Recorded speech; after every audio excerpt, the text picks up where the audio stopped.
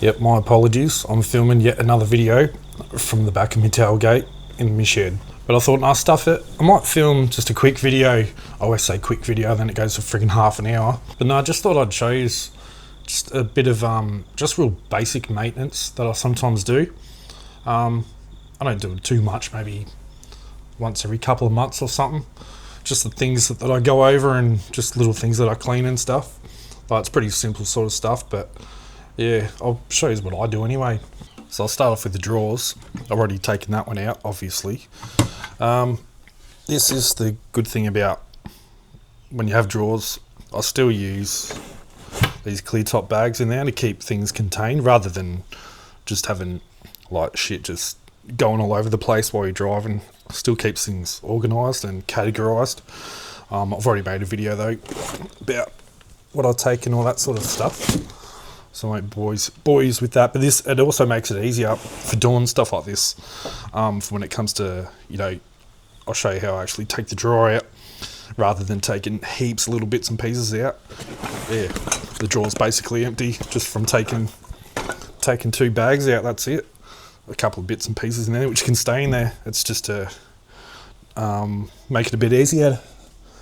Take them out, that's all. Make them a bit lighter.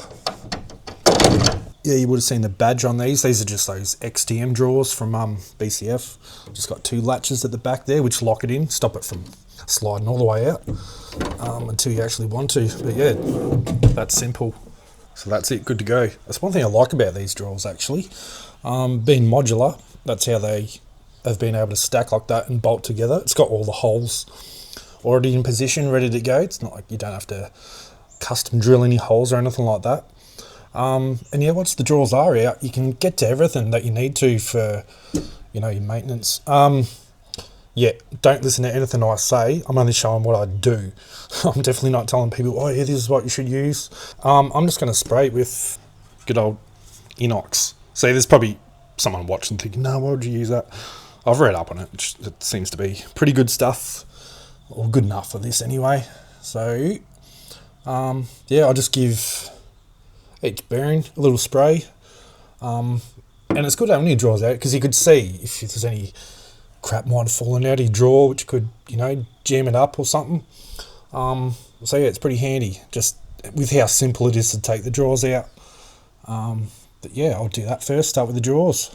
I'll just do like a quick as spray per one, nothing, not drowning them. Mind you, that quick spray makes them look like they actually are drowning in the shit. It's dripping everywhere.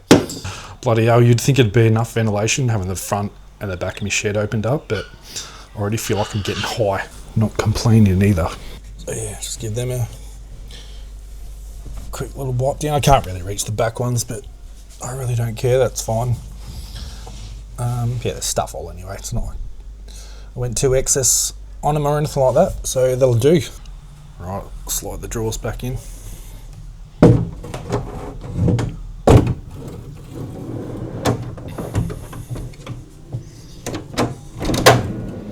There we go. That's handy. Those pins that you have to slide inwards to unlock the drawer, they automatically just find their way back in. So that's it. That's done. Chuck the other one back in.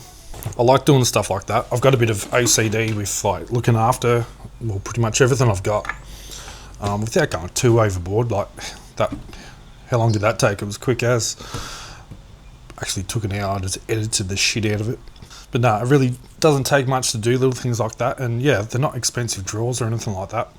But I just reckon, I know if you look after things like this, who knows how long they're going to last. There's nothing wrong with these. Like nothing's gone. I can imagine something with the handle or something maybe might go first or something. Like there's nothing technical about them. They're just drawers, but I don't know where the moving parts are and stuff like that. But yeah, nothing's wrong with either of them so far. So that's good. So that's why I try. Just do little things like that. Just keep them clean. Keep the bearings clean. So it just works as it should for as long as possible.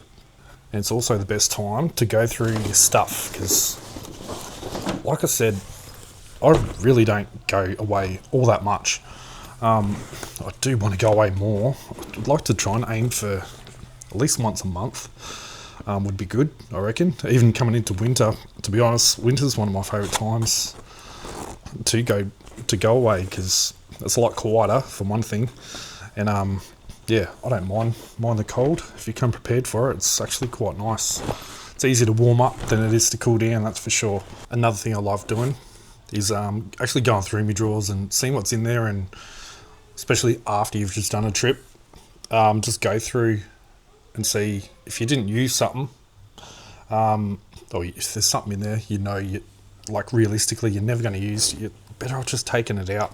I used to have the worst habit of thinking, alright, because I've got the space for something, you got to fill it with something. So it's pretty stupid to do, really, because like all the weight too, you think most people don't think about weight. There's nothing in here that's gonna, you know, it's gonna overload the ute or anything like that, but it's silly to take things you just don't use, sort of to have spare things, or like stuff you might use potentially, but stuff, yeah, you just got to think realistically with like camping. Yeah, if you're not going to use it, don't freaking pack it. So, and yeah, actually going away is the only way to suss out what you're actually going to use. It's easy to try and prepare at home, but you don't actually know what you're going to use and what you're not until you're actually out there doing it. Actually, this is another good reason to keep things in clear top bags. Well, certain things anyway. There's a lot of things in here which I don't care if they did get dusty or not. But yeah, for any dual cab owners, you know that it's pretty much impossible to keep dust from getting in. Like, I do have whatever they're called, these little kits that come, and there's all these rubber parts you can put on different areas to try and get the dust from coming in, but you can't stop it. It's not that bad. Like, it probably looks, it definitely does look dusty, but that's like never been cleaned, never washed it out or anything like that. I don't bother. I do get me electric blower in there every now and then too, just to, you know, clear it out a bit. But yeah, you're never gonna, I wouldn't bother fully cleaning that out. But yeah, for that reason, like just cooking stuff like that, you know, that's the main one at the back there, especially like that's all our cooking utensils, plates, pans, and cups and stuff. So that's something you don't really want to get dusty. But surprisingly enough, like if dust was getting in these, which it should, because like look at the gap, big gaps and stuff around, this should easily get in there. But yeah, for general like gravel roads and stuff, it doesn't seem to get inside the drawers. But yeah, just as a backup, yeah, it's good to have your stuff in these. Now with the fridge slide, it's actually a lot harder. There's no real way to get to like the actual bearings. I can't even see them. Even if you slowly, like there's only a couple of holes here, which you still can't, even when you slowly slide the drawer back in, the slide back in, sorry, you can't really see the bearings, so it's kind of hard to get the spray where it probably should be going. But anything that I can see moving, like latches like that, we're just making that go up and down. I just try and get the nozzle as far as I can into spots like that, and yeah, just try and wipe down if I can see any like excess like dirt and stuff like that, which I never really do, to be honest. But and yeah, this, whatever they call this stuff, cable, I can't remember what it's called, cable runner, whatever it is, I totally just made that up. Yeah, that's what stops my fridge cord from getting in the way or getting tangled when you push it in and out. I was that happy with that. I could not find anything online, like any little DIY sort of things. I have, but I wasn't sort of happy with, I didn't really like what was available at the time, or I didn't really know the proper way to do it, because everyone's slides setup is a little bit different. But yeah, pretty stoked on that. Now lastly, the only other thing I really do is occasionally I'll just go through and check the bolts that are holding everything down. So I can access the fridge slide screws and the bolts for the drawers. They're accessed from the top. And then there's four bolts holding my false floor down, and they're tightened from underneath the tray. So yeah, I've just recently done that, so I'm not going to bother doing that this time. But yeah, that's pretty much it. After that, I'll just check like just all these random things that I've done, like yeah, just give them a quick wobble, make sure they're not like coming loose or anything like that. The 2 sets of fishing rod holders there. I don't know if I've showed this before, that little net cargo holder thing up the top there. It's quite handy, although I've definitely got nothing exciting in there. There's just a couple of towels. I've chucked them in there because that is something that I have forgotten to take away before, so I thought, oh, you can't forget that. I was pretty happy with how that turned out, because I was thinking, oh, how do I mount one of those up there, because I'm not drilling any holes in the canopy, that's for sure, and you've only got one framer through the middle, which is no use for hanging something like that. So I found these adhesive hooks on Amazon, which supposedly hold 10 kilos each. It's got a nice, you wouldn't be able to see that, but it's got quite a big, oh, you can just see it, a big square adhesive part there.